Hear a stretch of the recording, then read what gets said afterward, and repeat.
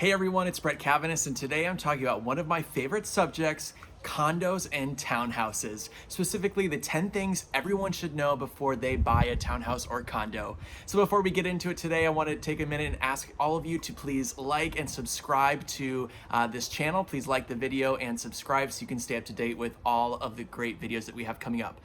Now that we've got that out of the way, I want to talk about the 10 things everyone needs to know before buying a condo or townhouse. I love this topic because it's something that many people don't really think about before getting into a purchase like a townhouse or condominium. And condos and townhouses are a great option for so many of us. After all, they can be low maintenance, relatively lower cost entry point into any kind of given marketplace. But there's a lot of things you need to be considering before you make the jump into that condominium or townhouse. So let's get into it. Number 10, the amenities. What amenities is the condo or townhouse association offering? Is it a pool, clubhouse, tennis courts? All of those sorts of amenities can seem awesome, and they are, but they're only awesome if you're going to use them. And why do I say that? Well, if there's a pool or mini pools and clubhouses and things like that, what does that mean? Well, that means upkeep and maintenance. And while you're not going to be directly responsible for maintaining those items, the HOA or the homeowners association is. Who's paying for it? And that's the homeowners. So I always tell my clients, if you're not going to be swimming or using that fitness center, maybe you want to focus on communities that don't have as many amenities, because why pay for those amenities? Even if it's tied up into your dues in a relatively small amount, you're still going to be stuck paying for those. And if there's a pool or pools, even if there's not big costs now, those definitely mean down the road and many years from now, there might be resurfacing or renovation needed for those. And that could mean big general assessments that you're hit with. What are assessments? Those can be big ticket costs out of the blue that are in addition to your HOA, those monthly dues that you're paying. So those can really come unexpectedly down the road for maintenance and upkeep of all those amenities that you may or may not be using. So consider that before you make the jump.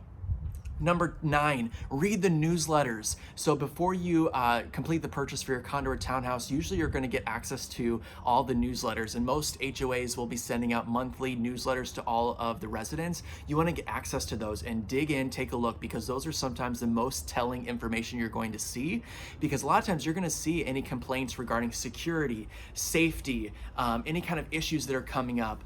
Does it look like the pools are going to need to be resurfaced, or the roof's going to need to be replaced in the whole complex? Those are really telling for you to understand where those big assessments might be coming into play down the road, so you can understand it and really get a good insight into the feel of the community, any issues that are going on in the last 12 months, so that you can really kind of understand the big picture of a community that you're really buying into. Because after all, when you're buying into a condo or a townhouse, you're buying into an association and a community, and all that means, good and sometimes not so good. Number 8, who's covering things in terms of costs, like the roof, the exterior maintenance. That's going to be a big ticket item. So a lot of times in condominiums, usually you're only maintaining what's inside those within the exterior walls. So everything within that envelope and interior, you're going to be paying for, and everything on the exterior, a lot of times the HOA is covering. Normally with a townhouse, they'll be responsible for things like the roof, the exterior, the foundation, things like that. So you really want to understand where your HOA dollars going to. Is it to help maintain the roof and the exterior, or are those going to be big ticket items that you need to cover down the road? A lot of times things like glass are not going to be included in your dues. So if your window breaks or you need to replace all of the windows in your unit, if you've got a lot of great windows, that might be a great cost that you're going to have to incur later. So understand who's responsible for the maintenance and the upkeep, specifically on the exterior of the property. Number 7, is the project or the entire property lender approved? What does that mean? Well, in new construction developments, a lot of times most lenders haven't approved that complex, and so you're not going to be able to obtain financing maybe with your typical lender because they haven't approved the project. They may be able to approve it, but that could take some time that maybe you don't have. That's why a lot of times for brand new construction properties that aren't completely built, they'll have preferred lenders that are new construction lenders that are able to provide financing even though the entire project is not complete. For properties that are being resold, normally most lenders have already been approved to work with them, so it's not as big of an issue. But if you see new construction and you're thinking of jumping in and buying it, you want to get on the phone right away with your lender and see if they've approved the property so that you can move forward with your preferred lender. Number 6, Air conditioning. Here in California or other warmer climates, it's definitely something you want to be thinking about. It might not be so easy to add later. So a lot of times properties in our area don't necessarily come with air conditioning already. So you want to know, can you even add air conditioning? Believe it or not, many HOAs restrict adding air conditioning units to the property. Maybe there's no space for them. They don't want them mounted to the roof or to the exterior. It could cause damage for other units and add costs down the road. So if air conditioning is a big want and need for you, you want to verify and make sure that it's possible to add it. Number 5 on my list is flooring. I know a lot of people are looking for that solid surface, hardwood flooring throughout, tile for that nice clean look and feel. But you'll come to find out that in a lot of especially condominiums, hard flooring is actually not allowed. There are a lot of new floorings, new hard floorings that are able to be kind of sound dampening, but you'll find a lot of condominiums, once you get on the second floor and above, they actually will restrict the amount of hard surface flooring that's allowed. And that's because they don't want the sound transference throughout the property. So they don't want, your neighbor below you to hear you walking across the floor. So you might go look in a unit and see, it's all carpeted, and you might think, I can just replace it with all hard surface, won't be too expensive. But just know, you need to understand that that's even allowed before you move forward with that purchase, because again, the HOA may not allow you to change that flooring to a hard surface. So it's something you want to understand. Number 4, laundry. It's a big ticket item. I know a lot of my clients tell me they've got to have laundry inside their unit. They don't want to be walking down a set of stairs outside the unit to a shared laundry space. So can you have private laundry unit inside your unit?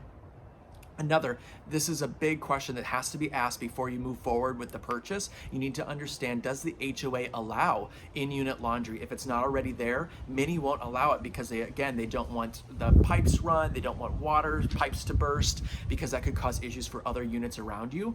So you need to understand, will the HOA allow you to add a washer and dryer in unit? If they will, that could be a big value add, not only just for you, but for the buyer down the road. So it's something to understand before moving forward.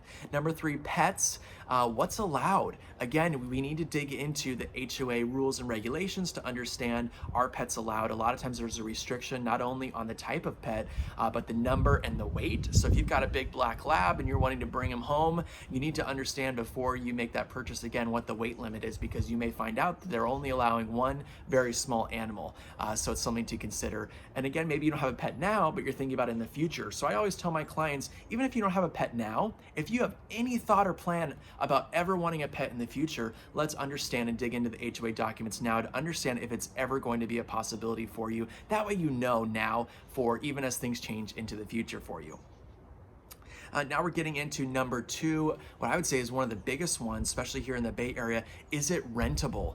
A lot of my clients are looking to move right in and live in their condos and townhouse and enjoy it, but I always tell them life changes. You could get a job relocation, maybe you lose your job or something happens or a life event happens. You need to move home, out of country, out of state, out of town to take care of a family member, and maybe you're going to want to hold on to your unit, not be forced to sell it and rent it out. Well, many units and many complexes have rental restrictions, and they restrict the number of units in a given complex that can be rented out at any one time. And if your complex is already at or exceeding that threshold, you may not be able to rent it out, or you may not be able to rent it out ever. There could be a wait list. I see many properties that actually have a wait list. So what that means is if you have a reason that you would need to or want to rent out your property, you just can't do it. That means you're forced to sell it. And if you're in a down market and forced to sell, you might be having to sell at a loss. So let's be thinking about into the future what our thoughts and needs might be now and into the distant future. Let's understand, is it rentable? Can we rent it out? What are the restrictions? That way you have more flexibility in the future.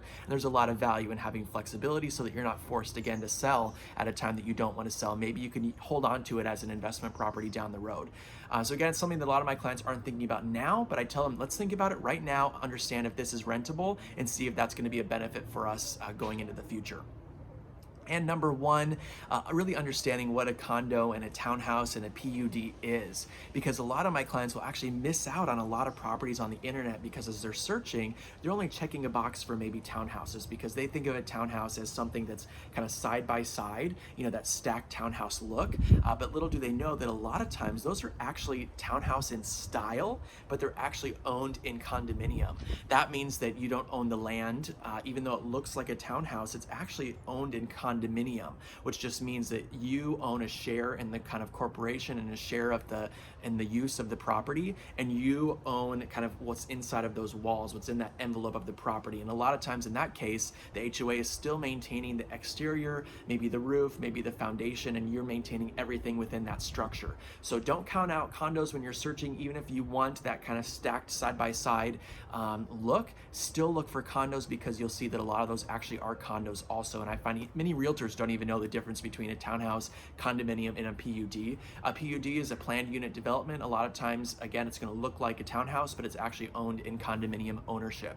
So that's something to be thinking about when you're out there looking. Again, is what's a condominium, what's a townhouse? Because people think of condominiums as just like those stacked boxes in a big building, but actually condominium ownership can actually just be a type of ownership and not a look and feel. So those are 10 very fast of my biggest tips and tricks that you need to know and understand before you ever get into owning a condo and townhouse, which can be fantastic as long as you know what you're getting into before you buy it. And that's my biggest goal, is to help you understand that. So if there's anything else I can do, please let me know. As always, subscribe if you haven't done so already. Please hit subscribe and like on this video if it's been helpful, if this content has been good. Throw in your comments below on other things that you found interesting about condos or townhouses as you're looking, what's important to you, what you found, or other questions that you have, so I can address in upcoming videos.